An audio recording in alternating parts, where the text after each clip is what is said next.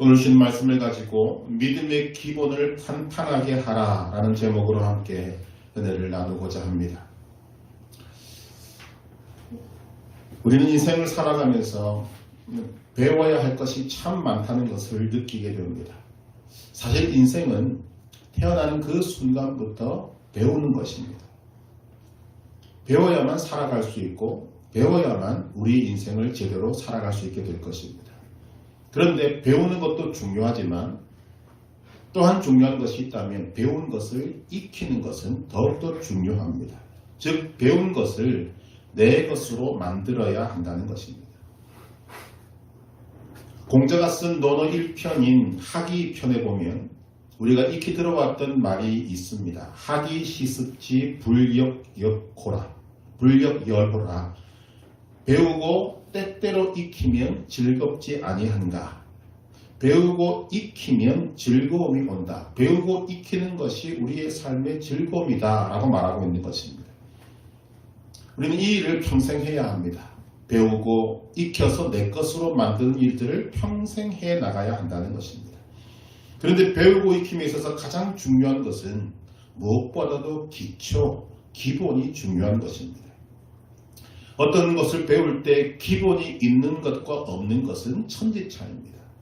또한 그 기본이 탄탄한가 그렇지 않은가 하는 것도 천지차이가 되는 것입니다. 운동 경기에는 오래된 논쟁거리가 있습니다. 체력이 먼저인가 기술이 먼저인가.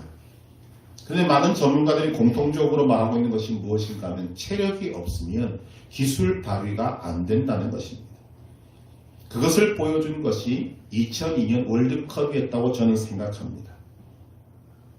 그때까지만 해도 한국 축구에 대해서 많은 사람들이 뭐라고 이야기했는가 하면 한국 축구는 체력은 좋은데 기술이 부족하다라고 평가했다는 것입니다. 우리 스스로도 그랬고 전문가들도 그랬고 선수들도 그렇게 여겼습니다. 그런데 히딩크라는 감독이 와서 한국 축구를 보고 난 다음에 그가 내린 결론은 무엇인가 하면 한국 축구는 기술이 부족한 게 아니라 체력이 부족하다. 전혀 상반된 의견을 내놓았습니다. 그것 때문에 마찰도 심했지만 히딩크는 뚝심으로 밀고 나갔습니다. 그래서 기술 훈련을 하기보다는 거의 막판까지 체력 훈련에 몰두했고 이것 때문에 욕도 많이 먹었습니다. 그런데 결과는 우리가 알다시피 2002년 월드컵 4강을 만들어냈던 것입니다. 인생은 마라톤이라고 합니다. 단거리 경주가 아니라는 것입니다. 다들 공감할 것입니다. 반짝하고 끝나는 단거리 경주가 아니라 인생은 오랜 시간 달려야 하는 마라톤 경주에 비유됩니다. 마라톤 선수들은 41.195km라는 그 긴 거리를 정말 쌩쌩 달리면서 적어도 서너 번에 포기하고 싶은 순간이 온다고 말하고 있습니다. 우리 인생도 마찬가지입니다. 그만큼 힘든 순간이 우리에게 찾아오는 것이 인생입니다. 그래서 인생을 마라톤에 비유하고 여기에 다들 공감하고 있는 것입니다. 마라톤에 비유된 인생을 잘 마무리 짓고 싶은 것은 우리 인간의 공통적인 소망일 것입니다.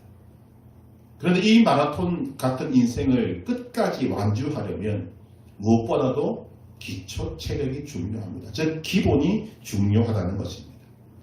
우리의 인생의 기본이 중요하다면 오늘 우리가 생명처럼 붙들고 가야 하는 믿음도 기본이 중요한 것은 말할 필요가 없는 것입니다. 여러분 믿음의 기본이 무엇입니까? 그 기본을 어떻게 우리가 확보해야 하고 어떻게 탄탄하게 만들어야 할 것입니까? 라고 묻는다면 그것을 통해 우리가 오늘 말씀을 보고자 하는 것입니다. 오늘 본문은 천사들이 목자들에게 나타나서 예수님의 탄생을 알리는 장면입니다. 이 천사가 무엇이라고 말하는가? 오늘 본문 10절 11절을 보시면 보라 내가 온 백성에게 미칠 큰 기쁨의 좋은 소식을 너희에게 전하노라. 오늘 다윗의 동네에 너희를 위하여 구주가 나셨으니 곧 그리스도 주시니라. 좋은 소식이 있다고 합니다. 이것을 우리가 복음이라고 알고 있습니다. 그런데 그 좋은 소식이 그냥 소식이 아니라 큰 기쁨의 좋은 소식, 큰 기쁨을 주는 복음이다 라고 말합니다. 왜 큰 기쁨의 좋은 소식인가 하면 이 좋은 소식으로 인해 말미암은 결과가 온 백성에게 미치기 때문이라고 합니다. 여기서 온 백성은 모든 사람을 말하고 있습니다. 모든 사람에게 영향을 미치는 것이니까 그 소식의 좋은 점이 크면 얼마나 크겠는가 하는 것입니다. 그래서 큰 기쁨의 좋은 소식이라고 말합니다. 그리고 다시 한번 너희를 위하여라고 하면서 구주가 나셨으니 곧 그리스도 주심이라고 말하고 있습니다. 예수님을 향하여서 세 가지의 호칭을 쓰고 있습니다. 구주, 그리스도, 주라는 호칭을 쓰고 있습니다. 이 세 가지의 호칭은 따지고 보면 두 가지지만 예수님의 정체성을 말하고 있는 것입니다. 구주, 그리스도, 주. 이것은 지금 예수님의 정체성을 우리에게 보여주고 있습니다. 먼저 나온 이 구주라는 말은 뒤에 나오는 그리스도라는 말과 같은 말입니다. 구약에서는 메시아라는 말로 쓰여졌고 신약에서는 그리스도라는 말로 쓰여지고 있습니다. 그 뜻은 구원자라는 뜻이라는 것입니다. 온 백성에게 미칠 그리고 너희를 위하여라는 말에서 보듯이 구주라는 말은 모든 사람에게 구원자가 필요하다는 것을 말하고 있는 것입니다. 즉 인간에게 소망이 없다는 것을 전제로 하고 있습니다. 맞는 말입니다. 모든 사람에게는 소망이 없습니다. 왜냐하면 다 죽기 때문입니다. 그런데 죽는다고 해서 끝나는 것이 아니라 죽음 이후에 영원한 지옥이 기다리고 있다는 것입니다. 이 사실을 모르고 살아가는 사람들이 얼마나 많은지 모릅니다. 모든 사람에게 지옥이 큰 입을 벌리고 기다리고 있습니다. 그런데 사람들은 이런 사실을 모른 채로 살아가고 있다는 것입니다. 물론 이 사실을 안다고 해도 인간에게는 방법이 없습니다. 인간 스스로가 이러한 운명, 지옥으로 떨어지는 자신의 운명을 바꿀 수 있는 방법 그 자체가 인간에게는 없다는 말씀입니다.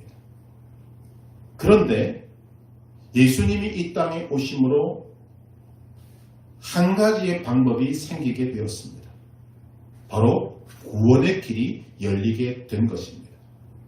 예수님이 이 땅에 오신 목적은 모든 인간의 구원을 위해서다라고 밝히고 있는 것입니다. 여러분 전혀 방법이 없던 인간에게 드디어 방법이 생긴 것입니다.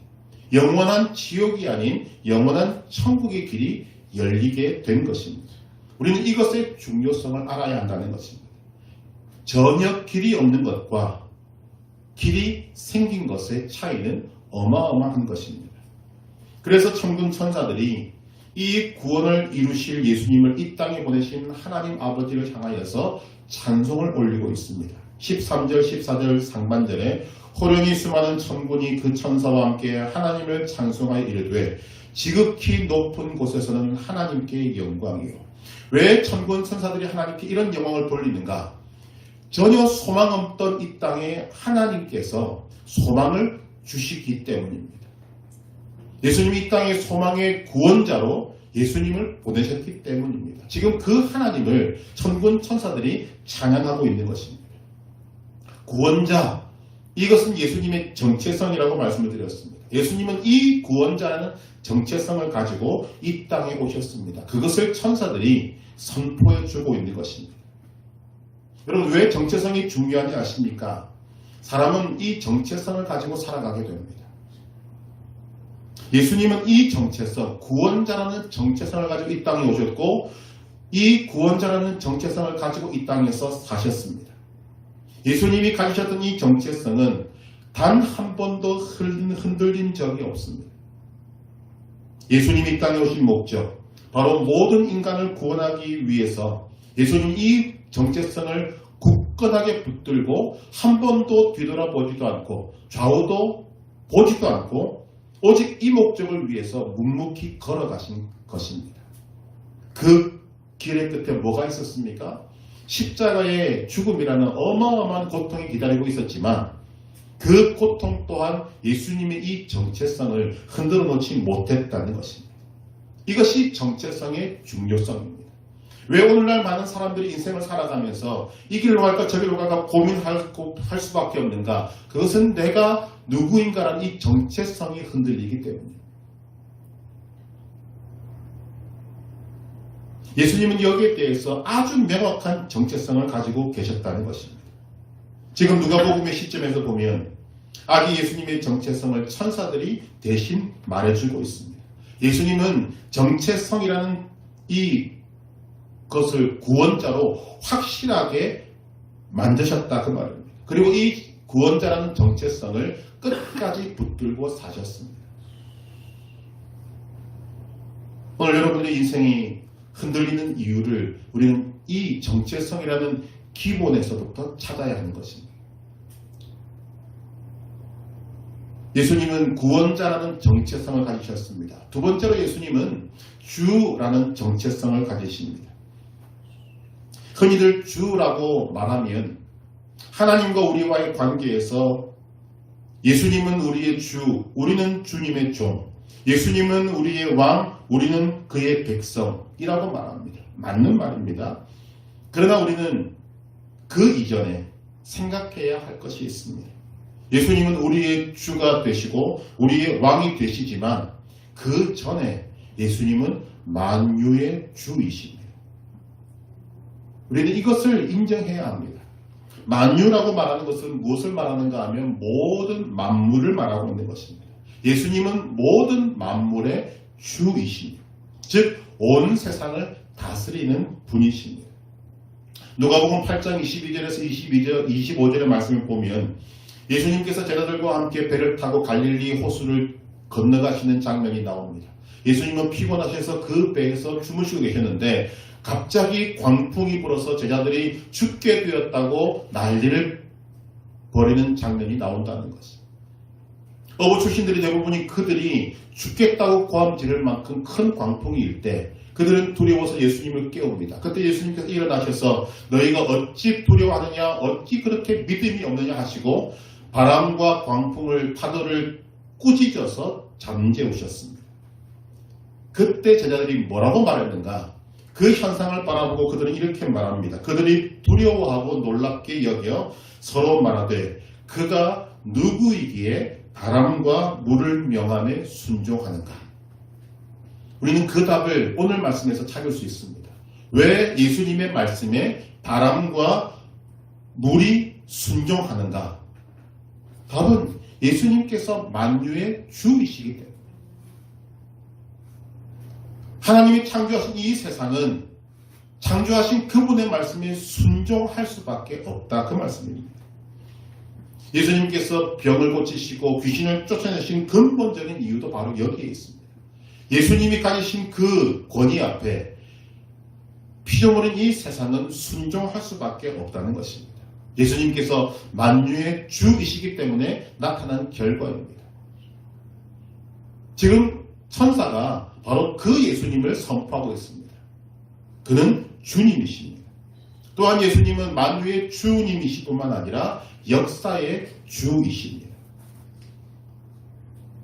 영어권의 사람들은 다 이해하는 말이지만 역사를 뜻하는 단어 히스토리는 그이라고 말하는 his와 이야기를 뜻하는 스토리의 합성어입니다. 즉 역사는 그의 이야기, 즉 예수님의 이야기를 다루고 있는 것입니다. 우리도 쓰고 있지만 역사를 BC와 AD로 나누는 것은 상식이지 않습니까? BC가 무엇입니까? Before Christ, 예수님 이전. AD는 그리스도의 해를 뜻합니다. 라틴어로. 모든 역사가, 오늘 우리의 이 현대 모든 역사가 예수님으로부터 그 이전과 그 이후로 나누어지게 되더라는 것입니다. 물론 이것을 적극적으로 부인하는 사람도 지금 있습니다. 그러나 그들도 보게 될 것입니다. 지금은 아니라도 우리가 온 세상에 있던 모든 인류가 주님 앞에 서는 그날, 예수님이 이 땅에 다시 오시는 그날에 우리는 예수님이 역사의 주이시라는 사실을 그 자리에서 분명하게 확인하게 될 것입니다. 오늘 우리에게 주신 축복 중에 하나가 무엇인가 하면 예수님이 역사의 주인이라는 사실을 우리는 지금 알고 있다는 것입니다. 이것이 여러분들의 인생을 바꿀 수 있게 되기를 바랍니다. 역사를 이끌어 가시는 분은 인간이 아니라 하나님이십니다. 역사의 주인은 우리가 아니라 주님이십니다. 지금 천사가 그것을 선포하고 있다는 말씀입니다. 또 하나가 있다면 예수님은 하나님 나라의 왕이십니다.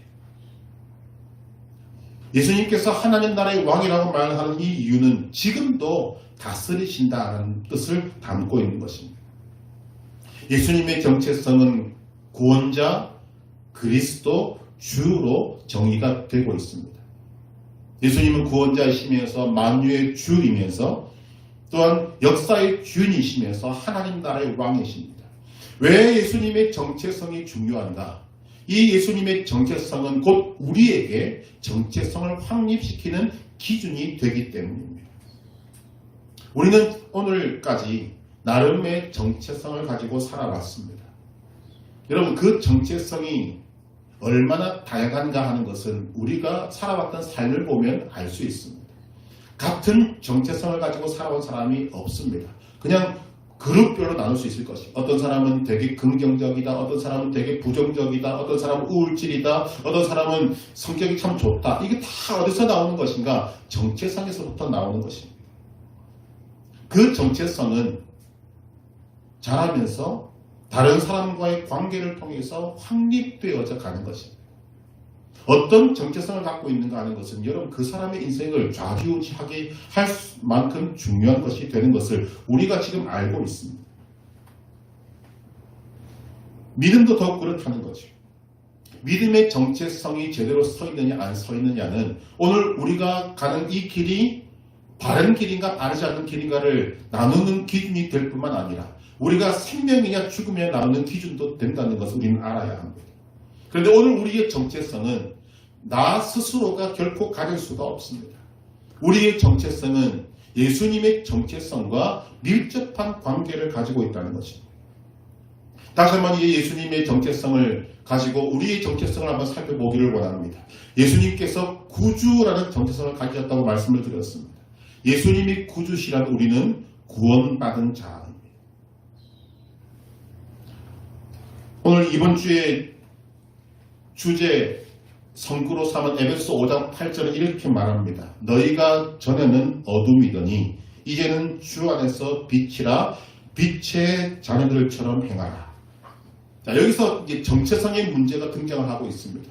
우리가 전에는 어둠이다라고 말합니다. 이것이 우리의 정체성이었습니다. 그런데 그 정체성의 변화가 온 것입니다. 빛으로 변하게 되었습니다. 그런데 그냥 빛이 아니라 주 안에서 빛이라는 거죠. 즉 본질상 어둠의 자녀, 즉 어둠 자체였던 우리에게 예수님이 오심으로 말미암아 우리의 정체성이 변화가 일어나게 되었는데 꿈도 꾸지 못했던 우리가 빛이 되었고 그것을 주님께서 빛의 자녀라고 불러주시고 있는 것입니다. 우리의 정체성이 구원자이신 예수님 때문에 바뀌어졌다는 것을 말하고 있습니다. 그래서 성경은 예수님 때문에 너희가 어둠에서 빛으로 바뀌어졌으니까 너희는 빛의 자녀들처럼 행하라고 말합니다. 딱 원리가 맞지 않습니다. 어둠인 사람에게 빛의 자녀처럼 행하라는 말은 앞뒤가 맞지 않는 말이고 할 수도 없는 말입니다. 그런데 하나님 우리에게 뭐라고 말씀하십니까? 이제 너희의 정체성이 바뀌었다. 너희의 본질이 바뀌었다. 어둠에서 빛으로 바뀌었기 때문에 너희는 얼마든지 빛의 자녀처럼 살아갈 수 있다. 그러므로 빛의 자녀들처럼 행하라고 말하고 있는 것입니다. 만약 우리의 본질이 바뀌지 않았는데 하나님 우리에게 이런 요구를 하시는 것은 무리한 요구입니다. 그런데 우리가 바뀌었기 때문에 하나님은 우리에게 말씀하시는 것입니다. 너희는 본질 자체가 바뀌었다. 정체성이 바뀌었다. 그러므로 바뀐 정체성대로 살 수 있다는 것입니다. 여러분들에게 예수님은 누구십니까? 모든 인류를 구원하기 위해서 오신 예수님이 구원자로 오셨다면 여러분들은 구원받은 자이셔야 합니다. 예수님이 구원자라면 여러분은 구원자이셔야 합니다. 그래야 사망의 본질인 우리가 생명의 본질로 바뀌게 되는 것입니다. 여러분 예수님을 나의 구원자로 모셔드리시기를 바랍니다. 예수님 이 정체성을 가지고 오셨고 이 정체성을 이루셨습니다. 예수님을 나의 구원자로 모셔드리라. 이것은 우리에게 그냥 들리는 소리로 끝나는 자가 되어서는 안 된다는 것이. 주 예수를 믿으라 그리하면 너와 내 집이 구원을 얻으리라. 100번 들어도 중요한 말입니다. 하나님이 세상을 이처럼 사랑하사 독생자를 주셨으니 이는 그를 믿는 자마다 멸망하지 않고 영생을 얻게 하려 하심이라. 여러분이 이 설교를 듣고 있고 이 말을 듣고 있다면 지금 하나님은 여러분들에게 예수님을 구원자로 영접할 수 있는 아주 좋은 기회를 주고 계시는 것입니다. 여러분의 귀에 예수님을 믿으라는 소리가 들려오고 있다면 지금 하나님께서 여러분들에게 정말 절호의 기회를 주고 계신 것입니다. 여러분 이 기회를 붙잡으시기를 바랍니다. 이 기회를 붙잡은 분이 계시다면 여러분 그 기회를 이제는 선용하셔야 합니다. 예수님이 구원자로 믿어지지 않는다면 여러분 믿음을 달라고 구하셔야 합니다. 귀신 들린 아이의 아버지가 아이를 고쳐달라고 예수님께 나왔을 때 예수님께서 내 믿음을 요구하십니다. 그때 이 아버지는 말합니다. 내가 믿나이다. 그렇지만 그는 말합니다. 내가 내 믿음 없음을 도와주소서. 예수님은 이 요청을 거절하지 아니하십니다. 오늘 우리가 열린 마음으로 예수님 주신 이 귀한 구원자이라는 이 선포 앞에 예수님을 믿고 싶습니다. 나의 믿음 없음을 도와주옵소서. 이 요구를 거절할 하나님이 결코 아니라는 사실입니다. 예수님은 구원자이십니다. 예수님을 믿으면 구원자이신 예수님을 믿으면 우리의 본질이 바뀝니다. 우리의 정체성이 바뀝니다. 허물과 죄로 죽었던 우리가 구원자이신 예수님으로 말미암아 이제 생명의 삶을 살게 된다는 것입니다. 예수님이 구원자이시라면 우리는 구원받은 자의 정체성을 가져야 한다는 말씀입니다. 그것이 우리의 정체성입니다. 또한 예수님은 만유의 주이시며 역사의 주이시며 하나님 나라의 왕이시라고 말씀합니다. 그렇다면 우리는 그의 백성이어야 합니다. 더 나아가 하나님 우리를 하나님 나라의 백성으로만 삼으신 것이 아니라 하나님의 자녀로 삼아 주셨습니다. 이 정체성이 우리에게 반드시 있어야 한다는 것입니다. 한번 따라하십시다. 나는 하나님의 자녀입니다. 나는 하나님의 백성입니다. 예수님이 만유의 주이시고 역사의 주이시고 하나님 나라의 왕이시라면 우리에게는 그분께 감사함으로 순종함이 있어야 합니다. 예수님의 말씀 앞에 모든 만물이 순종했습니다. 그런데 유독 인간은 불순종으로 갔던 과거가 있는 것입니다. 사실은 있을 수 없는 일인데 하나님께서 인간을 너무나도 탁월하게 만드신 결과이고 하나님께서 정말 자유의지를 가지고 하나님을 경배하기를 원하시는 그 마음을 어그러뜨리고 그 자유의지를 죄지는 데 사용한 결과가 오늘 우리의 인생이 된 것입니다. 하나님의 말씀에 불순종한 결과가 무엇입니까? 고통이었습니다. 고난이었습니다. 그것을 오늘 우리도 경험하고 살아가고 있습니다. 그렇다면 이 고통에서 벗어날 길이 있는가? 있다고 성경은 말씀합니다. 바로 주님께 순종하는 것입니다. 주님께 순종한다는 것은 이제 우리의 정체성이 바뀌었음을 말하는 것입니다. 우리의 본질이 바뀌었습니다. 그리고 이 정체성을 확립시켜 나가야 하는 것입니다. 성경은 우리가 불순종의 자녀였다고 말합니다. 예수님이 오시기 전까지 우리는 불순종의 자녀였고 어둠이었습니다. 그런데 예수님이 오심으로 우리는 순종의 자녀로 변화되었는데 오늘 그렇다면 우리에게는 순종이 우리의 삶의 특징이어야 한다는 말씀입니다.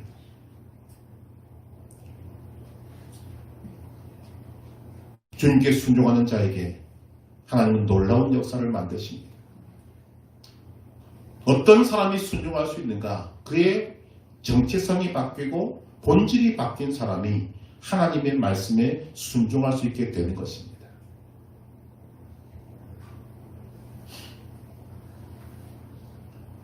하나님께 순종하면 우리의 바뀐 이 본질을 가지고 하나님의 말씀에 순종하면 우리에게 하나님의 복이 주어지게 되는데 그것이 다 단어적으로 평화로 오게 됩니다. 천사들의 찬송을 보십시다. 14절 같이 읽어보십시다. 지극히 높은 곳에서는 하나님께 영광이요 땅에서는 하나님이 기뻐하신 사람들 중에 평화로다. 아멘. 수많은 천군 천사들이 예수님을 이 땅에 보내신 하나님을 찬양하고 있습니다. 아들을 세상에 보내심으로 하나님의 언약, 구원하시겠다는 언약을 성취하시고 창조의 새로운 경륜을 이루시는 하나님의 영광을 노래하고 있습니다. 그것이 하늘에서도 이루어졌는데 그 하늘에서 기쁨이지만 땅에서는 뭡니까? 평화가 찾아오게 된다는 것입니다. 이 평화에 주목해야 하는 것이 왜 이 평화가 언급이 되는가? 팍스 로마나라는 말이 있습니다. 이 팍스라는 말이 우리가 지금 평화를 뜻하는 영어 피스의 원어입니다. 당시에 로마는 세계를 제패했습니다. 그런데 그들은 평화가 왔다고 말합니다. 팍스 로마나, 로마로 인해서 평화가 왔다. 그런데 그 평화는 두려움을 밑바닥에 깔고 있는 평화였습니다. 무력으로 정복해버리고 찍소리도 못하게 만들어놓고 조용한 그 상태를 팍스 로마나라고 말했다는 것입니다. 그러나 하나님이 우리에게 우리의 정체성이 바뀌고 본질이 바뀐 우리에게 주시는 그 평화는 그런 평화가 아닙니다. 그 안에서 용솟음치고 샘솟듯이 울려 퍼지는 나도 감당할 수 없는 그 기쁨이 우리 안에서 솟아오르는 그 평화를 주신다고 말씀합니다. 그것이 우리의 정체성이 바뀔 때 우리에게 주어지는 결과가 되는 것입니다. 오늘 우리가 하나님의 말씀에 순종하면 예수님이 주되심을 인정하고 그분께 순종하면 주의 영광이 드러납니다. 주의 영광이 드러나는 곳에 뭐가 있습니까? 참 기쁨과 참 평안이 있게 되는 것입니다. 많은 사람들이, 아니 모든 사람들이 평화를 갈구합니다. 그러나 그들이 구하는 평화에는 한계가 있습니다. 우리가 예수 그리스도의 주 되심을 인정할 때, 그리고 우리가 그의 말씀에 순종하며 나아갈 때 우리에게 하나님이 선물로 주시는 것이 기쁨이요 평화가 되는 것입니다. 이것이 정체성 확립의 결과입니다. 왜 우리가 이 정체성을 확립해야 되고 이 정체성을 탄탄하게 만들어 가야 하는가? 하나님이 주신 이 귀한 기쁨과 평화를 우리의 평생토록, 아니 영원토록 누려갈 수 있기 때문인 것입니다. 우리가 예수님으로 말미암아 하나님 나라 백성, 하나님의 자녀의 정체성을 회복하면 놀라운 일이 우리의 삶에 일어나게 됩니다. 그것을 한마디로 말하면 변화가 일어난다는 것입니다. 근본적인 변화는 우리의 삶이 죽음에서 생명으로 바뀌는 것입니다. 죽음에서 생명으로 바뀐 그 본질의 변화, 정체성의 변화가 이제 우리에게 현상으로 나타나게 됩니다. 여러분들의 말이 바뀌기 시작합니다. 여러분들의 인상, 태도, 자세가 바뀌기 시작합니다. 부정에서 긍정으로 바뀌게 되고 어둠에서 빛으로 바뀌게 되고 절망에서 소망으로 바뀌게 됩니다. 정말 예수 그리스도를 나의 구원자로 구주로 믿는 사람에게 우울증이 찾아왔다. 있을 수 없는 일이라고 저는 생각합니다. 진정으로 그가 주님께 의지하고 주님을 주로 모시고 주님의 말씀에 순종해 나아간다면 왜 그의 얼굴에 어둠이 있습니까?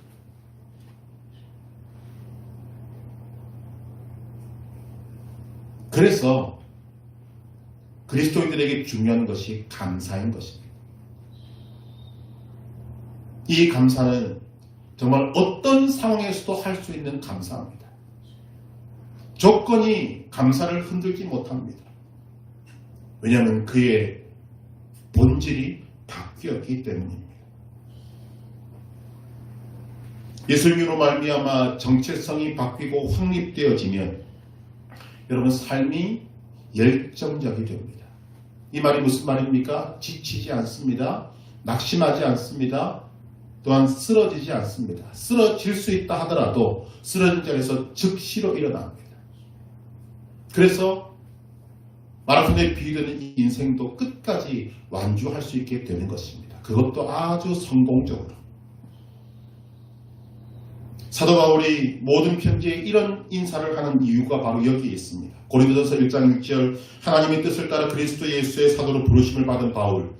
에베소서 1장 1절 하나님의 뜻으로 말미암아 그리스도 예수의 사도된 바울은 왜 자꾸만 이 인사말을 하면서 그의 앞에 하나님으로 말미암아 그리스도 예수의 사도된 바울을 언급하는가? 자신에게 임한 하나님의 은혜, 그로 인해 변하게 된 자신의 정체성을 짧은 인사말 속에 함축시켜 놓고 있습니다. 그리고 이것이 그가 수많은 고난 속에서도 단 한 번도 포기하지 않고, 단 한 번도 자기의 삶을 잘못되었다 말하지 않고 하나님께서 맡기신 그의 길을 끝까지 달려갈 수 있는 삶의 원동력이 될 것입니다.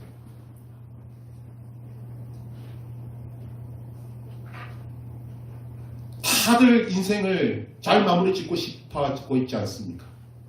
그렇다고 우리에게 무엇을 확립해야 되는가? 우리의 정체성을 확립시켜야 합니다. 예수님으로 말미암아 우리에게 부어진 하나님의 은혜, 그리고 그 은혜로 말미암아 변화되어진 나의 정체성, 이것이 그만큼 중요하기 때문에 우리의 원수인 사탄 마귀는 여러분들의 그 정체성을 흔들기 위해서 모든 방법을 다 동원해서 그것을 지금 공격해오고 있는 것입니다. 우리가 하나님의 은혜로 말미암아 예수 그리스도로 말미암아 이 정체성을 확립하게 되면 우리의 삶이 변화되는 것뿐만 아니라 놀랍게도 자연 만물도 기뻐한다고 말합니다. 로마서 8장 19절에 피조물이 고대하는 바는 하나님의 아들들이 나타나는 바이니, 로마서 8장 21절 그 바라는 것을, 피조물들이 바라는 것은 피조물도 썩어짐의 종노릇한 데서 해방되어 하나님의 자녀들의 영광의 자유에 이르는 것이니라. 좀 어려운 내용입니다. 근데 그 다음 말씀을 보면 피조물이 왜 하나님의 아들들, 즉 하나님의 아들들의 정체성을 가진 하나님의 자녀들이 등장해서 그들이 자기 정체성을 확립하고 살아갈 것을 기대하고 있는지 이유가 나옵니다. 로마서 8장 22절 피조물이 다 이제까지 함께 탄식하며 함께 고통을 겪고 있는 것을 우리가 아느니라. 자연 만물도 인간이 지은 죄로 인해서 우리와 함께 고통당하고 있는 것이 싫다는 것입니다. 하나님의 원래 그 창조의 목적이 무엇입니까? 정말 평안 가운데 하나님을 찬양하고 하나님이 영광을 드러내는 그것이었는데 죄로 말미암아 인간이 겪는 이 고통을 자연 만물도 함께 겪고 있다는 겁니다. 그러니까 그들도 말은 못하지만 그들이 하나님의 아들들, 하나님의 아들들의 정체성을 가진 하나님의 자녀들이 등장해서 그 세력을 확장시켜 나가기를 간절히 바라고 있다는 것입니다.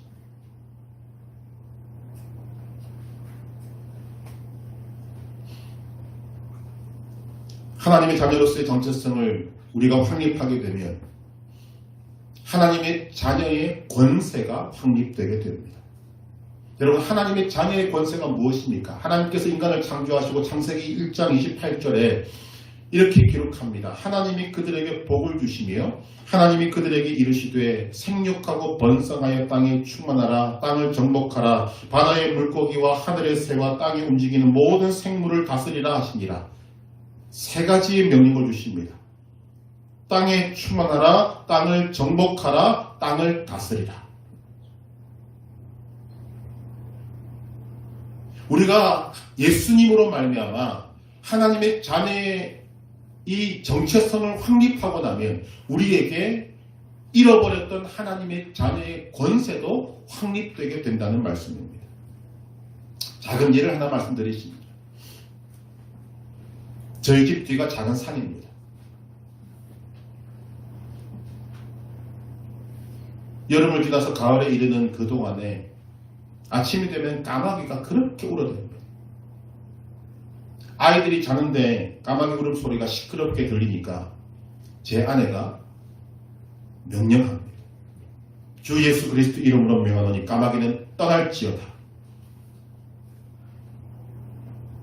그랬더니 까마귀가 조용해졌습니다.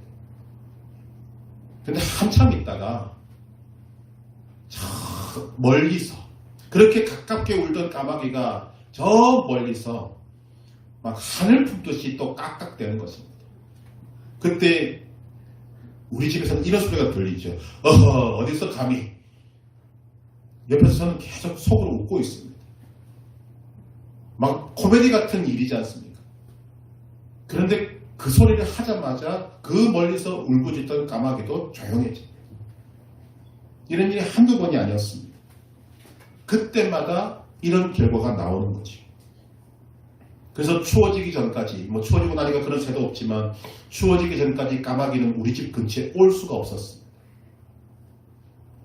하나님께서 깨닫게 하시는 것이 무엇인가? 작은 일이지만 우리가 하나님의 자녀의 권세를 확립하게 되었을 때 자연 만물이 까마귀가 순종하더라는 거지. 여러분 이거 우연 아닙니다. 아마 까마귀로서는 답답할 것입니다. 왜 저기는 내가 못 나갈까? 왜 저기 있으면 내가 못 올까? 그런데 어쩌겠습니까? 그것이 자녀의 권세인데. 오늘 우리가 하나님의 자녀로서의 이 정체성을 회복하는 것이 얼마나 중요한지 모릅니다. 까마귀만 하나님의 자녀의 말을 듣겠습니까? 아닙니다. 우리가 끊임없이 예배 시간마다 병을 위해서 꾸짖고 선포하고 주의 이름으로 떠나가라고 말하는 이유, 여러분 삶에 일어나는 여러 가지 문제들, 힘들고 어려울 때 여러분들이 가지고 있는 이 정체성 확립을 먼저 시키시고 내가 하나님의 자녀인 것을 분명히 인식하시고 여러분들에게 부여되어진 하나님의 자녀의 권세를 쓰시면 그 어떤 것도 순종할 줄로 믿습니다. 그것을 쓸 줄 알아야 되고 그것이 여러분들의 삶에 쌓여져야 한다는 것입니다.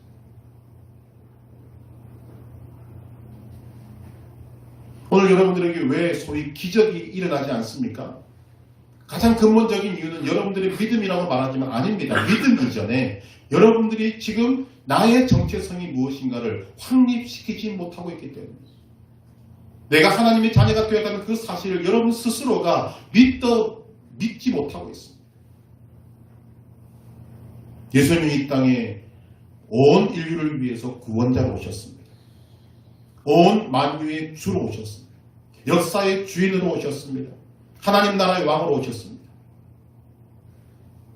그 예수님이 가지신 그 정체성이 오늘 우리를 어둠에서 빛으로, 사망에서 생명으로, 꿈도 꾸지 못했던 하나님의 나라 백성, 하나님의 자녀로 우리를 바꾸어 놓으셨습니다. 우리가 이 믿음의 정체성을 확립하지 않으면 어떤 일도 일어나지 않습니다. 또 이 정체성을 가졌다면 가진 것으로 만족하지 말고 이 정체성을 탄탄하게 확립시켜 나가야 하는 것입니다. 그래야 우리의 인생길을 끝까지 승리의 길로 완주할 수 있게 될 것입니다. 먼저 예수님을 나의 구원자로 받아들이시기를 바랍니다. 믿음으로 구하시기 바랍니다. 믿음 자체를 구하시기를 바랍니다. 또한 예수님을 나의 주, 나의 왕으로 모셔드리시기를 바랍니다.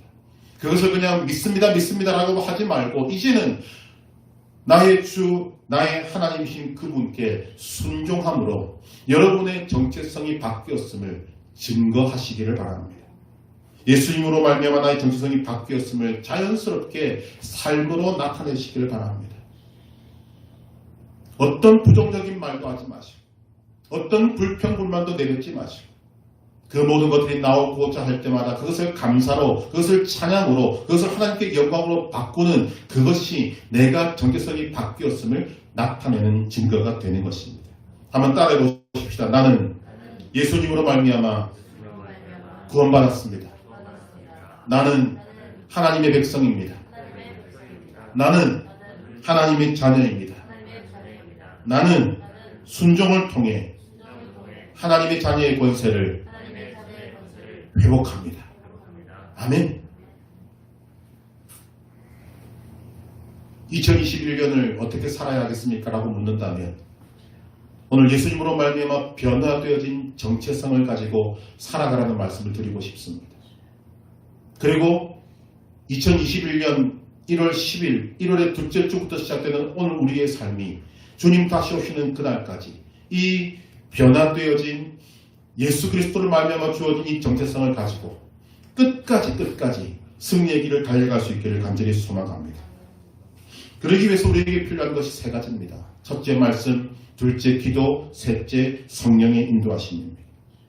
말씀과 기도와 성령의 인도하심으로 여러분들의 정체성을 확립하시고 그 정체성을 더욱더 탄탄하게 만드시고 그 정체성을 가지고 우리 앞에 놓여있는 이 믿음의 길, 마라톤과 같은 긴 인생길을 결코 포기하지 말고 지치지도 말고 끝까지 완주할 수 있기를 주님의 이름으로 축복합니다.